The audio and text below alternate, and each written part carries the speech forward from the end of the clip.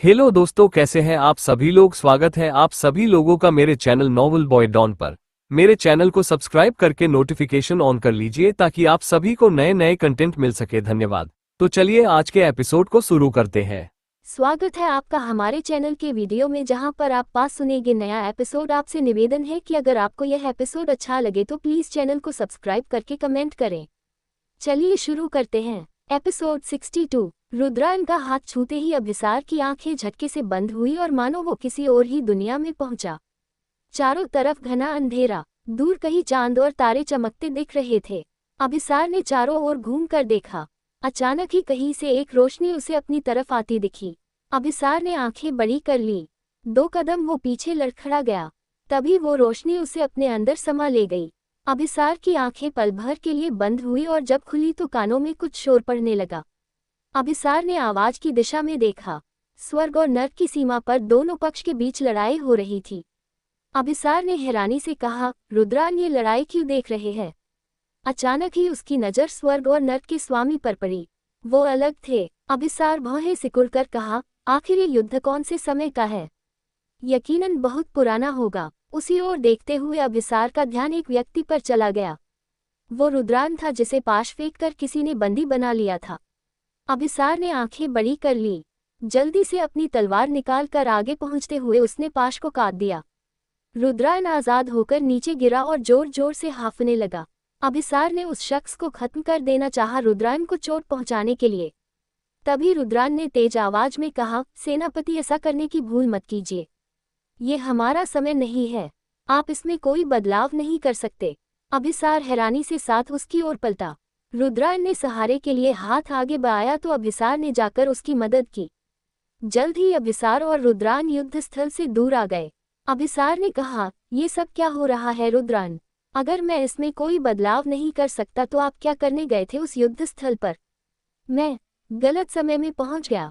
मुझे उस शख्स से मिलना था जिसने दैविक और शैतानी दोनों शक्तियों को एक साथ अपने अंदर रखा। पता नहीं कैसे ये भूल हुई और मैं युद्ध स्थल पर आकर गिर गया। मुझे शैतान समझकर उस स्वर्गवासी ने खत्म कर देना चाहा, इससे ज्यादा कुछ नहीं। रुद्रायन ने ठंडी सांस छोड़कर अपनी यहाँ पहुंच जाने की कहानी बताई। पर तभी उसकी आंखें हल्की सी बड़ी हो गई। सेनापति, आप मुझे जगाने आए थे? जी रुद्रायन, हमें जल्द से जल्द वापस लौटना होगा। रिवांश, उन्हें कुछ हो गया है। साधारण इंसान से ज्यादा खाना वो अब तक खा चुके हैं और धमकी दे रहे हैं, खाना ना मिला तो इंसान मार कर खा जाएंगे। अभिसार ने कहा। रुद्रायन ने सर पकड़ लिया। उसके अंदर का शैतान जाग रहा है। उनके अंदर दूसरी शक्ति भी बराबर से बनी हुई है।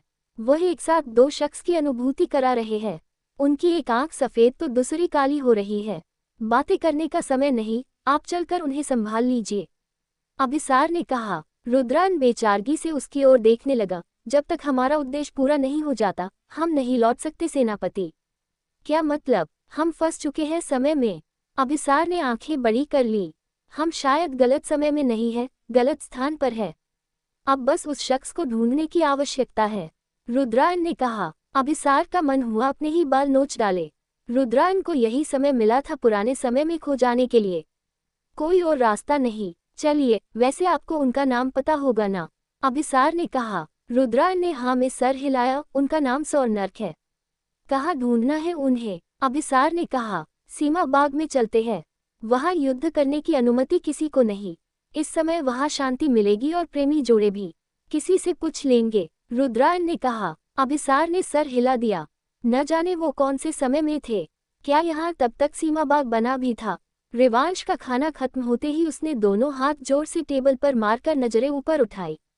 शूल करीब आने लगा। रिवांश, बस करो, होश में आओ। ये तुम नहीं हो। क्या कहा तुमने? रिवांश की आवाज अजीब सी हो चुकी थी। शूल ने करीब जाकर विराश का कंधा दबा दिया। होश में आओ रिवांश, तुम ऐसे नहीं हो। तुम तो विराश के प्यारे से बच्चे हो, गुस्सल नहीं। तुमने कहाँ से इतना गुस्सा करना सीख लिया हनन? विराश को बुरा लगेगा अगर तुम उनके सामने इस तरह से बर्ताव करोगे। रिवांश ने विराश की तरफ नहीं देखा, लेकिन विराश जरूर होश में आकर रिवांश को हैरानी से देखने लगा था। सच में, उसका रिवांश तो बड़ा मासूम था। विराश ने हल्के से रिवांश के गाल की तरफ हाथ बढ़ाया। रिवांश कुछ हद तक गुस्से के कारण कांपना बंद हो गया। विराश ने दूसरा हाथ भी आगे बढ़ाकर रिवांश का चेहरा अपनी तरफ घुमा लिया। मेरा बच्चा भूखा है ना? लेकिन गुस्सा क्यों हो रहे हो इस छोटी सी बात के लिए? प्यार से बात करो ना, वो तुम्हारा बहुत ख्याल करता है, तुरंत बात मान जाएगा। नहीं मान रहा वो, देखो ना, अगर उसे मेरी चिंता होती तो इस तरह शांति से खड़ा नहीं रहता। रिवांश ने शूल की तरफ उंगली दिखाकर उसकी शिकायत करते हुए कहा। शूल ने खुद से कहा, उसके अंदर का शैतान मुझे किसी प्रतिस्पर्धी की तरह देख रहा है और दिव्य को अपने शत्रु की तरह। अगर कोई रिवांश को संभाल सकता है तो केवल विराश, क्योंकि रिवांश अपने जन्मदाता को नहीं भूल सकता। शूल ने तुरंत ही कहा, विराश मुझे इसकी बहुत चिंता है, तभी तो मैं खाना नहीं दे रहा। आप समझदार है, आपको पता है इसका इंसानी शरीर इतना खाना नहीं पचा सकता, लेकिन इसे भूख लग रही है। विराश ने कहा, आप कोशिश करो समझाने की, मुझे विश्वास है आपका प्यारा बच्चा आपकी बात कभी नहीं टालेगा। शूल ने कहा, चुप हो जाओ, मेरे पापा को मेरे खिलाफ करने की कोशिश कर रहे हो तुम। रिवांश ने चीखते हुए कहा और खड़ा हो गया। उसकी आवाज से हवेली की दीवारें तक कांप उठी। विराश भी कांप उठा। वो डरते हुए रिवांश को देखने लगा। फिर उसकी नजरें जैसे ही शूल की तरफ हुई, शूल उसे इशारे से रिवांश को संभाल लेने के लिए कहने लगा। आगे जानने के लिए कहानी के साथ बने रहे। मुझे समझ नहीं आ रहा सबको क्या हो गया है। कहानी बोरिंग चल रही है तो ऐसे बता दो, मैं चेंजेस करने की कोशिश करूंगी। अगर आपको यह वीडियो अच्छे लगे तो चैनल को सब्सक्राइब करें और वीडियो जानने के लिए, और अगर आप मुझे टेलीग्राम पर जुड़ना चाहते हैं तो मैं डिस्क्रिप्शन में लिंक दे रखी है, आप जाकर जुड़ जाए। धन्यवाद सपोर्ट करने के लिए।